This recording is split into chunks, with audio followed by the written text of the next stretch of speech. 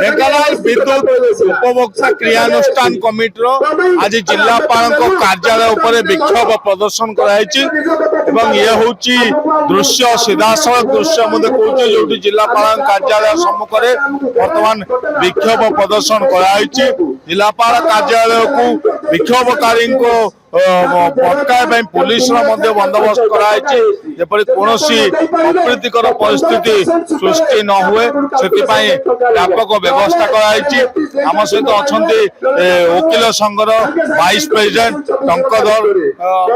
सहित केते दिन आंदोलन एमती चलो आज हूँ कलेक्टर आज की 15 दिन तले कहते डकई भर समाधान आज बंद डाकिले ना तेणु आज कलेक्टर पाक आसलु यार समाधान कौन आप कले जदि किसी करें निश्चय या हिंसात्मक आड़े आम निश्चय गति करूँ ढेंकानाल बंद करूँ इलेक्ट्रिक ऑफिस पशि भंगारुजा करने भी आम ढेंकानालवासी समस्त आनंद करूँ निहाती भाव ढेंकानाल बंद हम जेपर्यंत एभली जो दाबी अच्छी पूरण न होती से पर्यंत आंदोलन जारी रही देखेबी जिलार तमाम पुलिस ऑफिसर एकत्रित अच्छा तेणु आम कथा कौन कहे आंदोलन केत तीव्रतर है मानक मन बुझ देखो ये दुखर विषय बारंबार कहवा सत्वे भी ढेंकानाल एडमिनिस्ट्रेशन हो सरकार हो किसी किसी हमको डाकुना कि कहूना कि करूना कि कौन तार शेष किसी कहूना तेणु आम चाहूँ आज आज आंदोलन जन दौचु जे आंदोलन आस्ते आस्ते तीव्र हम जेपर्यंत यार समाधान न हो तेणु एडमिनिस्ट्रेशन कलेक्टर को अनुरोध या शीघ्र समाधान करा जाऊ प्रकृत कौन शांतिपूर्ण आंदोलन समाधान हो भावुच ढेंकानाल जहाँ चली गणतंत्र नार गणतांत्रिक सरकार प्रशासन जो दादागिरी गणतंत्र जड़े जिला प्रशासन जिला प्रतिनिधि जिलापाल आसिक लोक समस्या शुणा कथा फेरार आंसर कौन पाइबे उत्तर कौन पाइबे चोर मुह एम टाटा कंपनी का माराथन करबा प्लेसमेंट तो टाटा कंपनी को रखे दादागिरी लोक प्रकार न्याय निहती भाव जदि कहवा टाटा कंपनी विरुद्ध जो आंदोलन होती प्रत्येक दल सामिल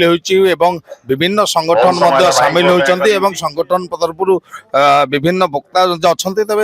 प्रकृत केते दिन शांतिपूर्ण आंदोलन करें शांतिपूर्ण आंदोलन आज पर्यंत मु भावुची आज शेष अस्त्र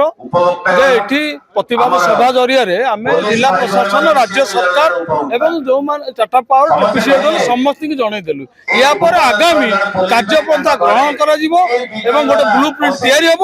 ढेंकानाल टीपीसीएल टाटा पावर मनमानी बंद न होगा पर्यंत गोटे शेष युद्ध आरंभ देखा जिलापाल आज भेटा जिलापाल पूर्व विषय जन जिलापाल आज ना जिलापाल कार्यालय जिलापाल कहीं सब जिन समाधान करके सरकार एवं जनसाधारण भितर समन्वय रक्षा करवा विशेषतः जनसाधारण सरकार चाहतु जिलापाल चाहतु समस्त अच्छा से कहीं गुरुत्व न देखी चलीगले ये हूँ बड़ दुख परिस्थिति विषय तापर सिचुएसन हम से दायी किए हम सी निजे दायी हे जनता साधारण नुह तेणु देखिए बर्तमान गोटे सिक्यूरीटी मनी टाटा पावर बर्तमान मांगे लोक सिक्यूरीटी मनी कौन केमती केबे भी ग्रहण योग्य नुहे सेटा गोटे पब्लिक भ्यूज नबार थिला गोटे पॉलिसी मेकर हबार थिला काहे कि नेबे से हमकु कहू ना तेणु एटा अन्याय अविचार रे जाउची तेणु हम आपको केबे भी दबा नहीं आर प्रतिरोध करिवार आवश्यकता अछि तबे जिलापाल को हम दाबी पत्र लेबा आछे जिलापाल बर्तमान पुलिस जिलापाल को दाबी पत्र कोइ दिन तळे दिया देला से कहिथिले मु डाकिबी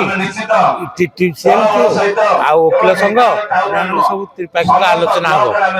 से आलोचना 5 वर्ष पर हो आसी 21 दिन पार हलानी तार स्वर शब्द नहीं किछि नहीं ताने ये अन्य द्वारा जिला प्रशासन नियंत्रित तेणु से आंदोलन